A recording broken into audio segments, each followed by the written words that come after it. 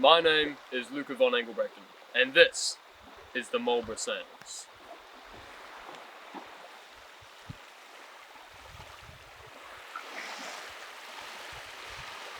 The Marlborough Sounds is a bustling ecosystem, teeming with biodiversity and life in every nook and cranny. Cowering in kelp forests, creatures like crayfish and butterfish cautiously lurk. Carpet sharks scavenge the sea floor, searching for creatures hidden deep in the kelp. Butterfish weave through the overgrown seaweed, feasting on the vegetation around them. Gliding through the water, eagle rays scan for crustaceans on the sea floor. The large barb on their tail protects them from predators. In the rocky reef, carpet sharks scour the sea floor in search of an easy meal. Missing the signature scales of other fish, they have rough, sandpaper-like skin called denticles, which help decrease drag and make for more energy-efficient movement.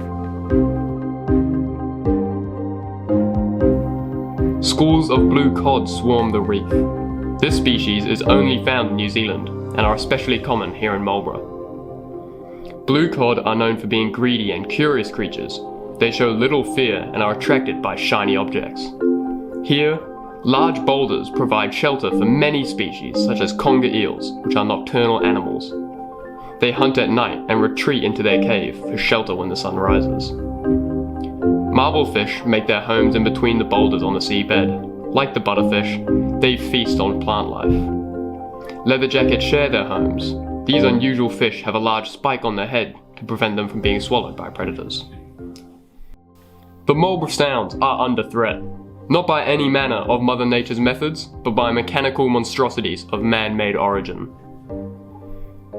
Sandy shallows share secrets of shellfish and stingrays, yet sedimentation sabotages site-based predators, and scallops scour the sea floor searching for safety, yet all they find is sediment.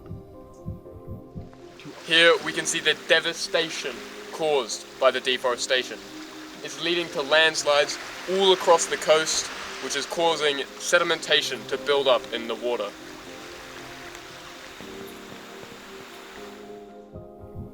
To uncover the truth about this environmental issue, we interviewed a local biologist to hear his thoughts on the subject. What is the main ecological concern for the Marlborough and Tasman regions? Well, I suppose the main one is habitat. All those things, overfishing, but I think particularly from the point of view of scallops, dredging would be one of the main things, because it disturbs the things that live on the bottom. You wreck the structure of the bottom, and constantly dredging is sort of evening out the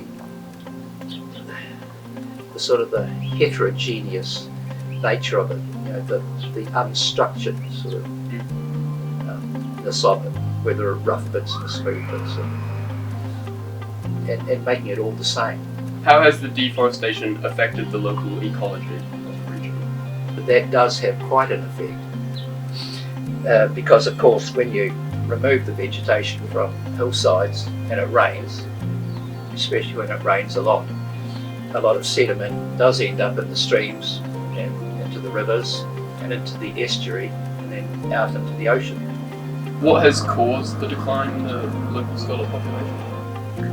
I don't really think that it's overfishing really that has caused them to decline, although that does mean that they rise and fall. I'm sure it's the habitat that's changed. What measures can be taken to combat the environmental problems in the Tasman Bay and Marlborough Sounds? Maybe people's attitudes towards rivers, the environment, having borders along river banks of native vegetation, riparian plantings that some farmers are getting quite keen on. Maybe this sort of thing will begin to help. It will help to filter a lot of the sediments before they get to the ocean. With all the pieces of the puzzle, it paints a picture of a perfect place, bustling with biodiversity and beautiful beaches. Yet the devastation of deforestation and dredging is destroying this diverse world of wonder and magic.